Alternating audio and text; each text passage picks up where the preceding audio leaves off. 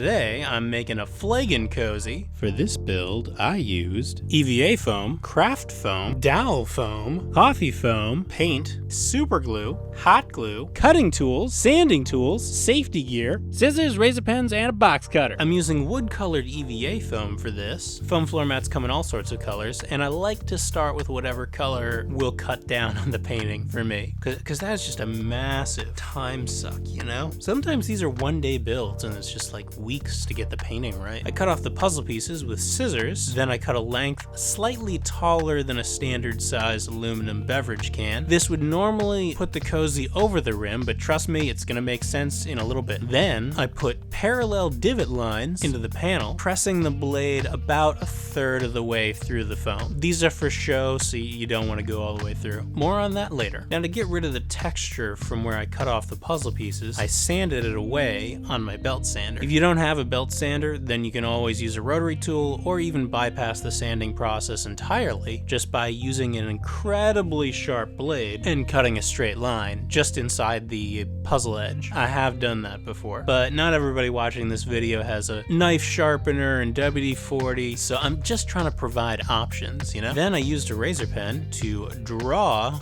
a wood grain into each panel. You don't want the wood grain to line up perfectly across the whole thing. The point is to make the rectangles look like mismatched planks that were fastened together by a Cooper, like a barrel. Again, I'm trying to make sure that I don't go too deep with these cuts, because that will compromise the structural integrity and lead to spilled meat, like a starship at 10% shields. Sorry, wrong genre. Force of habit. So I measured this to the circumference of a standard can, which turned out to be less than I thought. So I sliced off the excess using a heavy metal block as a guide. Then I heated it up with my heat projector, definitely what it's supposed to be called. I started with the back because I only have one shot of this, and once I do the wood pattern side, I have to shape it immediately. So after I heated up the back, there's really no time to do the back second. So after it's heated up, I flipped it over and did the pattern side. You'll notice that the lines that I carved with the razor pen get darker as the foam heats up. It's actually melting just a little bit, but you don't want to do this for too long because the foam can actually catch fire. Even if it just darkens, that'll still put a pretty obvious flaw in your work. Then I rolled it up and stuck it inside a pipe to cool down. This will allow it to retain a curved shape and not want to pull itself apart with repeated use, as like all of us, it deals with the inevitable march of time. While it cools, I made the bottom of the flagon out of another piece of scrap EVA foam. I traced the circumference of the can, which happens to be the same as the lens of my camera, lucky, and cut it out. Now by this time, the first piece of foam is cooled down, so I removed it from the pipe and glued it closed with super glue. And then I let it sit for a minute. I mean, it's probably good in like 5 seconds, but why risk it, you know? In the meantime, I'm gonna repeat the wood texturing pattern on the base exactly the same way. Then I heated it up, but didn't form it because it has to stay flat. And I also need to punch a hole in it with my leather hole punch. I was kind of trying to make it look like the outlet of a beer barrel, but it also serves a practical function that I discovered when I made my thermos detonator prototype. If the seal between the cozy and the beverage can is too tight, then you get a piston effect, and it's actually kind of hard to get the can in and out of it because of the air pressure. So you need an air outlet. So in this case, it's both cosmetic and functional. Although no one will ever see it since it's on the bottom, so the cosmetics are kind of overkill. Well, I don't know, unless you're really tall and take a really long swig. When I was finished carving it, I glued it into the cylinder. Instead of making it flush with the bottom, I actually pushed it in a little bit so that it would elevate the can above the lip of the cozy. I did that so that I could make the cozy look taller. For some reason, it looks more accurate to me if the flagon's tall, you know? Then I painted it with acrylic paint. I'm doing a light, very watered down layer because I want some variation in color to make it look more organic. The unpainted foam and the unwatered down paint are at the kind of at the opposite ends of the spectrum for this color, so I want some variation. Yeah, see, when you water it down, it lightens the whole thing overall, but it evens out those portions. You know, because this is gonna have to sit, I should probably do, oh, you know what? I can just stick this on top of a paint can and that'll keep it off the ground. This seam really didn't adhere well. I'm hoping that the riveted, faux riveted bands that I'm gonna put on top of this will take care of that. We'll close it up, so we shall see. I think I can get it. I'll get it one way or another. It's just, is it going to be convenient for camera? This is actually the same paint that I used for the Kenobi hair tutorial. Little trivia.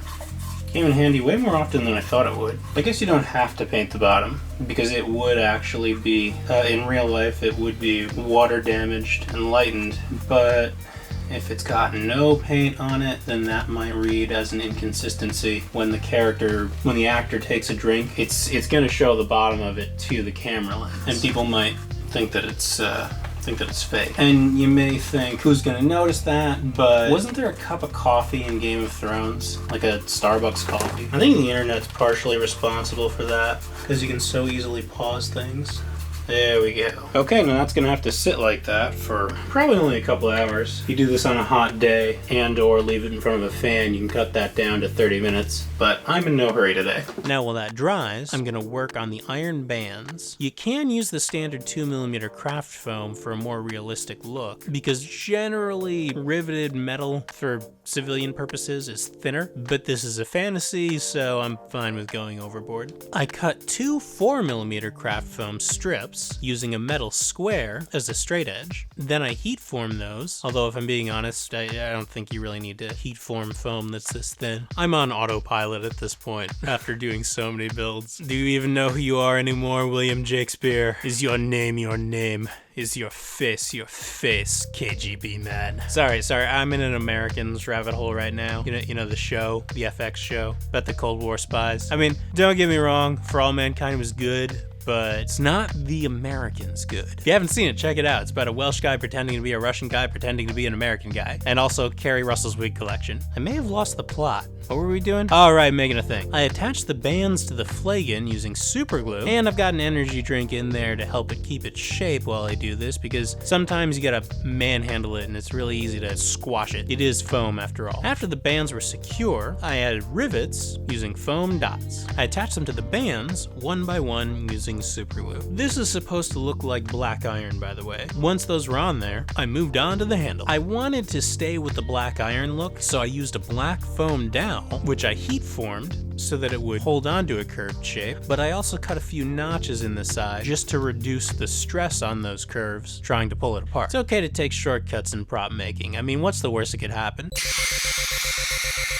And that's how he died. I also sanded one end to be a bit of a curve. I thought it looked a bit more pre-industrial that way. You know, like designs on iron gates. Although I did slice off the rounded edges where they connected to the black bands in order to create a flat surface which will maximize the area for the glue, thus creating a stronger bond. Then I glued the handle onto the iron bands at those flat surfaces so that the attachment points covered the seams. This both hides the seams and strengthens them. Next, I weathered the iron using silver rub and buff metallic finish. Now, being that it's black iron, I don't need to do a lot of weathering. I'm really just doing the edges. I mean, you don't need to do any at all, really, but I think it adds some character. And this is actually kind of light weathering for me. Normally I go way overboard because you have some leeway when you're building something meant for video, like meant to be in an action scene in a video. You know, it's moving around. But this is like this is a practical prop. This is, I'm gonna use this regularly. And when people can see things in person, the prop is gonna be under more scrutiny. So I applied it to any edge that might come into contact with something abrasive, as well as parts of the handle that would most frequently be gripped. I'm trying to get the weathering to tell a story. Think Holy Grail. In Last Crusade, the Grail is wood. Spoilers, it had been covered with gold leaf, but the gold has worn away over the centuries where it's been gripped. There's even like finger marks. I know that video bombed, but I don't care. That one was for me.